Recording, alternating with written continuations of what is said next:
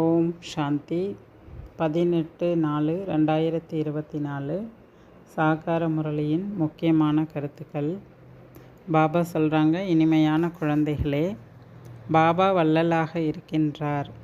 குழந்தைகளாகிய நீங்கள் பாபாவிடமிருந்து எதுவும் கேட்க வேண்டிய அவசியம் இல்லை. கேட்பதற்கு பதிலாக இறப்பது மேல் என்ற பழமொழியும் உள்ளது. பாபா வள்ளலாக இருக்கார். ஏன்னா அவர் கொடுக்கக்கூடியவர். ஆகையினால அவர்கிட்டேருந்து நம்ம எதையுமே கேட்கணுன்ற அவசியம் இல்லை. ஆசீர்வாதம், கருணை, சக்தி இப்படி எதுவுமே கேட்கணுன்ற அவசியமே கிடையாது. ஏன்னா அது எல்லாமே கொடுக்கறதுக்கு தான் அவர் இருக்கார்.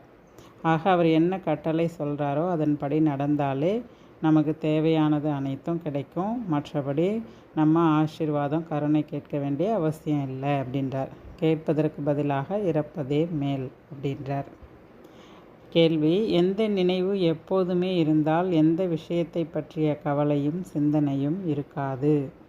பதில்: நல்லதோ கெட்டதோ எதுவெல்லாம் கடந்து முடிந்ததோ அது நாடகத்தில் இருந்தது.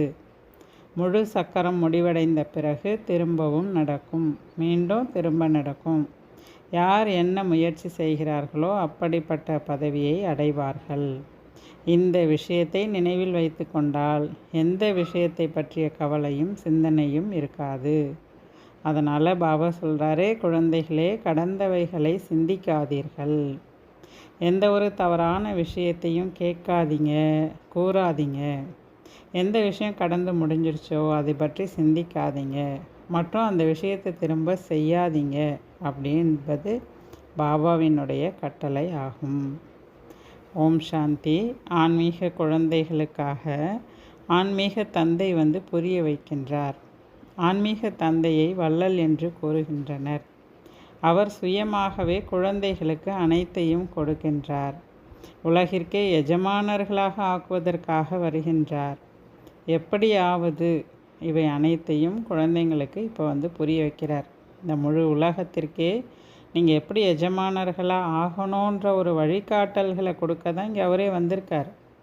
அப்போ அவர் வழி சொல்ல போகிறாரு. அந்த வழியை கேட்டு நடந்தாலே நமக்கு தேவையான அனைத்தும் கிடைக்கும் அப்படின்றார். ஏன்னா பாபா வள்ளல். ஆக அனைத்தையும் சுயமாகவே குழந்தைங்களுக்கு கொடுத்துட்ருக்கார். அதனால தான் கேட்பதை விட இறப்பது மேல் அப்படின்றார். எந்த ஒரு பொருளையும் கேட்கக்கூடாது. ஆனால் இன்னமும் சில குழந்தைகள் சக்தி, ஆசீர்வாதம், கருணை கேட்டுக்கிட்டே இருக்காங்க. பக்தி மார்க்கத்தில் கேட்டு கேட்டு தலை குனிந்து முழு ஏணிப்படியில் இறங்கி வந்துட்டீங்க. இப்போது கேட்பதற்கான எந்த அவசியமும் இப்போ இல்லை. பாபா சொல்கிறாரு, என்னுடைய வழிப்படி நடங்கள், அது போதும். அப்போ நான் என்ன டைரக்ஷன் கொடுக்குறனோ அதன்படி நடந்தாலே உங்களுக்கு தேவையான அனைத்தும் நடக்கும். ஏன்னா உங்களை உலகத்துக்கு எஜமானர் ஆக்குவதற்காக தான் நான் இப்போ வந்திருக்கேன் அப்படின்றார். அதனால் கடந்தவைகளை ஒருபொழுதும் சிந்திக்காதீங்க அப்படின்னு பாபா சொல்கிறார். நாடகத்தில் எதெல்லாம் முடிஞ்சதோ அதை பற்றி சிந்திக்காதீங்க.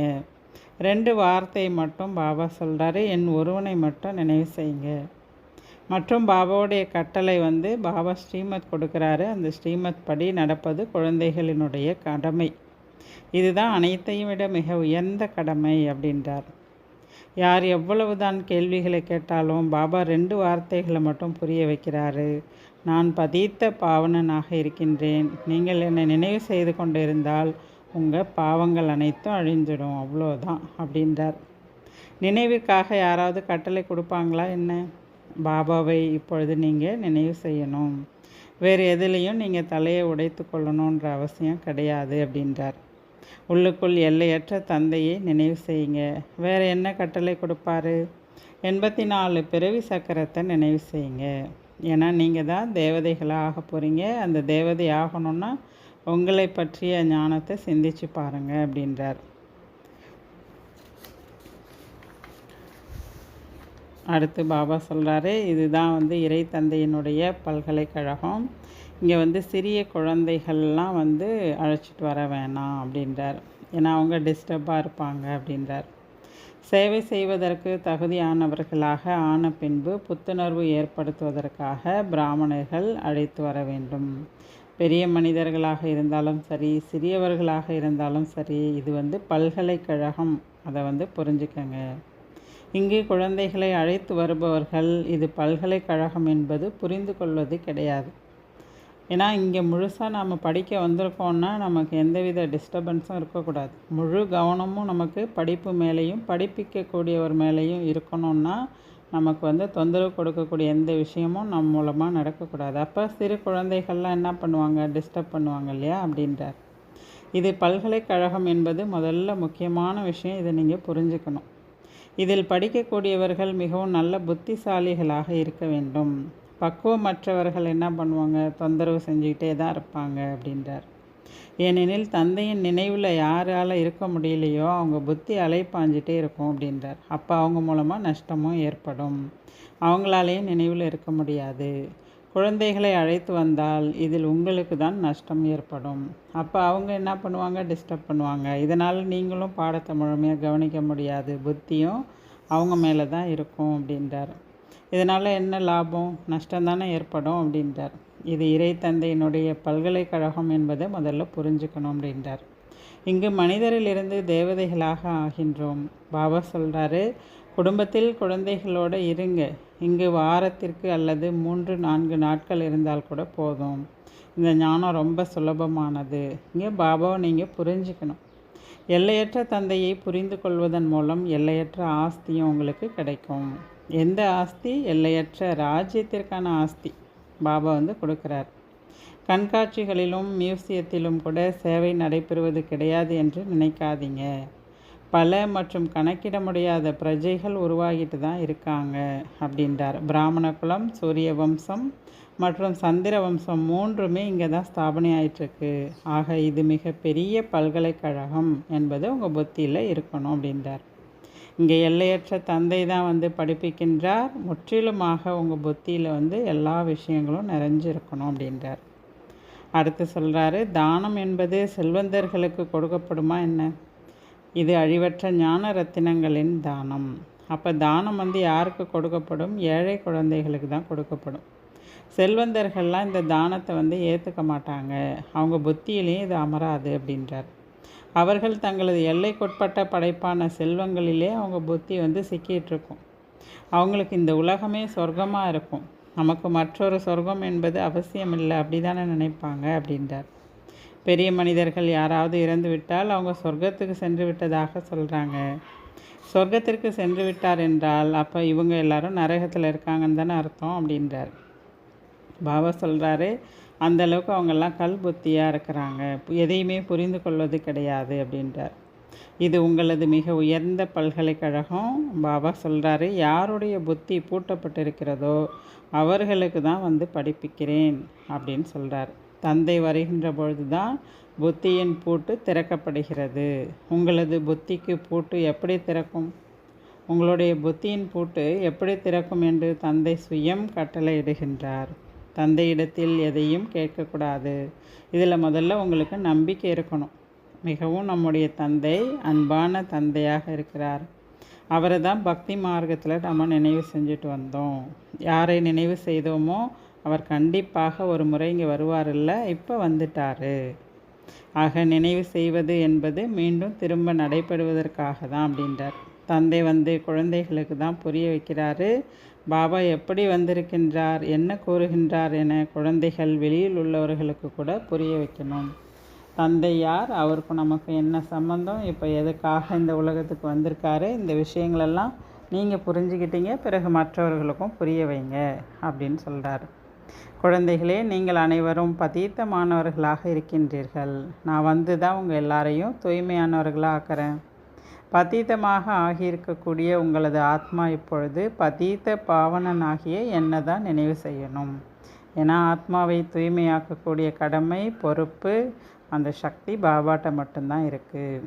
சுப்ரீம் ஆத்மாவாகிய பரமாத்மா என்னை நினைவு செய்யுங்க அப்படின்னு சொல்கிறார். இதில் நினைவு செய்யுங்கன்னு சொல்லும்பொழுது ஆக ஆத்மான்னு உணர்ந்து அந்த தந்தையை நினைவு செய்யணுமே தவிர அவர்கிட்டேருந்து எதையும் கேட்க வேண்டிய அவசியம் இல்லை அப்படின்னு சொல்கிறார். பக்தி மார்க்கத்தில் அரை கல்பமாக கேட்டு வந்தீங்க, எதையுமே அடையலை. இப்போ இந்த கேட்கக்கூடிய சுபாவத்தை நிறுத்துங்க அப்படின்றார். சுயம் நானாகவே உங்களுக்கு ஆஸ்தி கொடுக்கறதுக்கு வந்திருக்கிறேன். தந்தையினுடையவர்களாக ஆயிட்டீங்கன்னாலே ஆஸ்தி கண்டிப்பாக உங்களுக்கு கிடைக்கும். பெரிய குழந்தைகள் உடனேயே தந்தையை புரிந்து கொள்கின்றனர். தந்தையின் ஆஸ்தி என்னவெனில் 21 பிறவிகளுக்கு சொர்க்கத்தின் ராஜ்யம் அப்படின்றார். இப்பொழுது தந்தை கூறுகிறார், கடந்தவைகளை பற்றி சிந்திக்காதீங்க, தவறான விஷயங்களை கேட்காதீங்க, தவறான விஷயங்களை ஏதாவது கேள்வி கேட்டால் கூட இப்படிப்பட்ட விஷயங்களெல்லாம் நீங்கள் கவனம் கொடுக்காதீங்க அப்படின்றார். நீங்கள் முதல்ல பாபாவை நினைவு செய்யுங்க. எந்த அளவுக்கு தந்தையை நினைவு செய்கின்றீர்களோ, தெய்வீக குணங்களை தாரணை செய்கின்றீர்களோ, அந்த அளவிற்கு உயர்ந்த பதவியை அடைவீர்கள். ஏன்னா இங்கே நீங்கள் எதுக்காக வரீங்க? மனிதரிலிருந்து தேவதை ஆகுவதற்காக. இது அப்படிப்பட்ட பல்கலைக்கழகம் அப்படின்றார். லட்சியம் தெளிவாக இருக்கு இல்லையா? அப்போ முயற்சி செய்து நாம் இது போல் ஆகணும். ஆக தெய்வீக குணங்களையும் கூட இங்கே தான் நீங்கள் தாரணை செய்யணும் அப்படின்றார். ஆக நம்மெல்லாம் தேவதை ஆக போகிறோம் அப்படின்னா நம்ம யாருக்கும் எந்த வகையிலையும் துக்கம் கொடுக்கக்கூடாது. துக்கத்தை நீக்கி சுகத்தை கொடுக்கக்கூடிய தந்தையின் குழந்தைகள் அல்லவா நம்ம. ஆக நம்ம யாருக்கும் துக்கத்தை கொடுக்கக்கூடாது அப்படின்றார். 25-30 வருடங்கள் உள்ளவர்களை விட 10-12 நாட்களாக வருபவர்கள் கூட தீவிரமாக முயற்சி செய்ய ஆரம்பிச்சிடுறாங்க அப்படின்றார். குழந்தைகள், நீங்கள் தங்களுக்கு சமமாக மற்றவர்களையும் மாற்றணும் அப்படின்றார். நீங்கள் தந்தையின் குழந்தைகளாக இருக்கின்றீர்கள் எனில் கண்டிப்பாக இங்கே நீங்கள் தூய்மையாக ஆகணும். பதீத்த பாவன் தந்தையை அழைக்கின்றோம் எனில் தந்தையும் வழி காண்பிப்பார் இல்லையா? அப்போ கல்பத்திற்கும் யார் ஆஸ்தி அடைஞ்சிருந்தாங்களோ அவங்க மிக சரியாக புரிஞ்சுக்கிட்டு சரியாக நடக்க ஆரம்பிப்பாங்க அப்படின்றார். இது இறை தந்தையினுடைய பல்கலைக்கழகம் என்ற நினைவு முதல்ல உங்கள் புத்தியில் இருக்கணும் அப்படின்றார். பல்கலைக்கழகம் இருக்கிறதே எதுக்காக? கல்விக்காக தான். அது எல்லைக்குட்பட்ட பல்கலைக்கழகம் வெளி உலகத்தில் இருக்கிறது.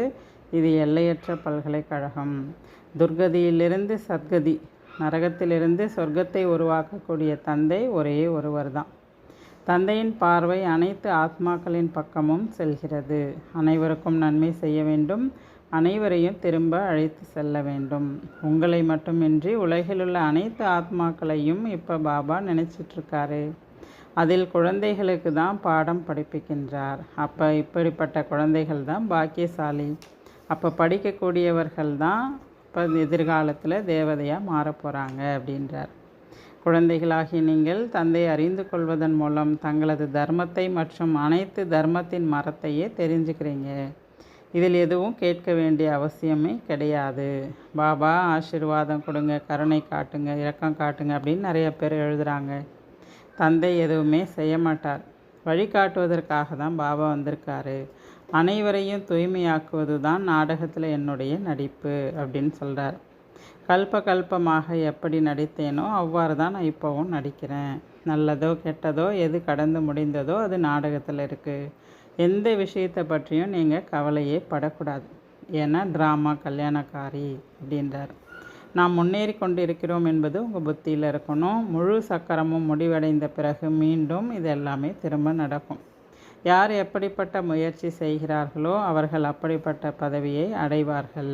இதில் கேட்பதற்கான அவசியமே கிடையாது.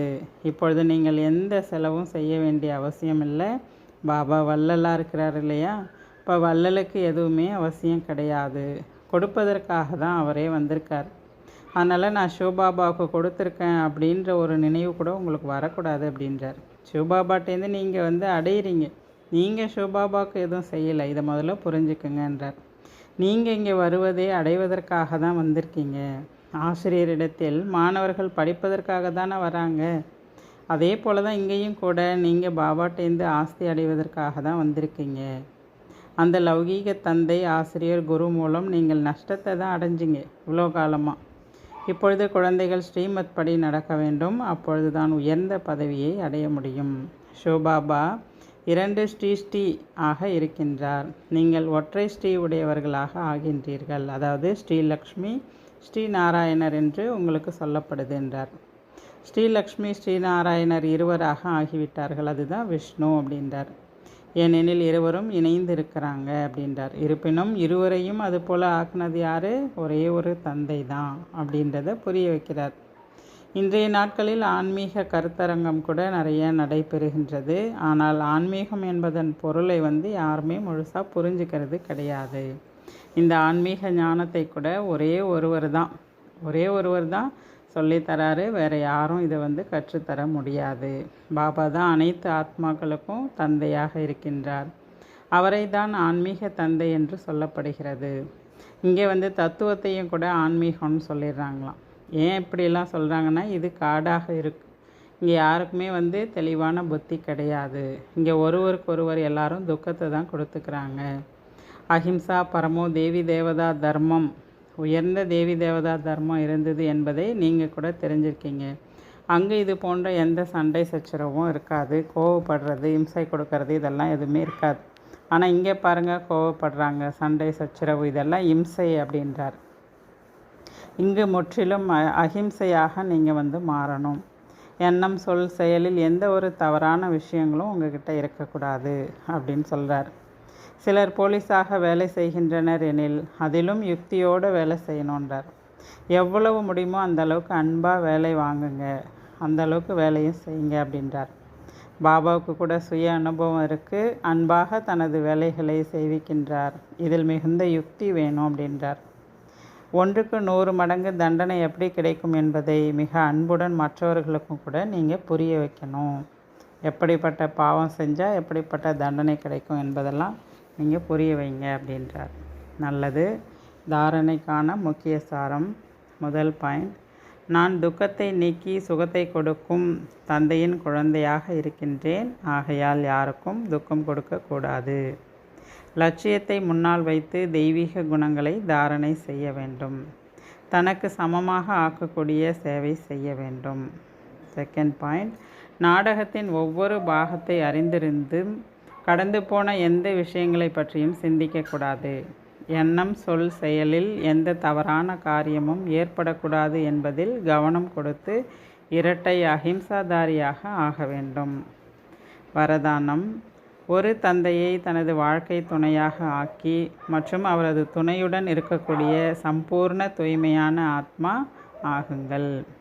வரதானத்தின் விளக்கம், யாருடைய எண்ணம் மற்றும் கனவிலும் பிரம்மச்சரியத்தின் தாரணை உள்ளதோ மற்றும் ஒவ்வொரு அடியும் பிரம்மா பாபாவின் வழிகாட்டுதல் படி உள்ளதோ அவர்கள்தான் சம்பூர்ண தூய்மையான ஆத்மா. தூய்மையின் அர்த்தம் ஒரு தந்தையை தனது வாழ்க்கை துணையாக ஆக்கி மற்றும் அவரது துணையுடன் இருப்பதாகும். பரிவாரத்தின் துணை மற்றும் விதிபூர்வமான அன்பு வேறுபட்டதாகும். ஆனால் தந்தையின் காரணமாகவே இந்த பரிவாரத்தின் அன்பான துணை கிடைத்துள்ளது. தந்தையின்றி இந்த பரிவாரம் எங்கிருந்து வந்தது? தந்தை விதையாக இருக்கின்றார். விதையை ஒருபொழுதும் மறக்க வேண்டாம். அதனால் ஒரு தந்தையை மட்டும் தன்னுடைய வாழ்க்கை துணையாக ஆக்கிக்கோங்க. அவரோட துணையோடு இருங்க. அவங்க தான் சம்பூர்ண தூய்மையான ஆத்மா அப்படின்றார். ஸ்லோகன், மற்றவரின் பிரபாவத்திற்கு வசமாகாமல் ஞானத்தின் பிரபாவத்தை மற்றவர்களுக்கு ஏற்படுத்தக்கூடியவராக ஆகுங்கள். நல்லது. ஓம் சாந்தி.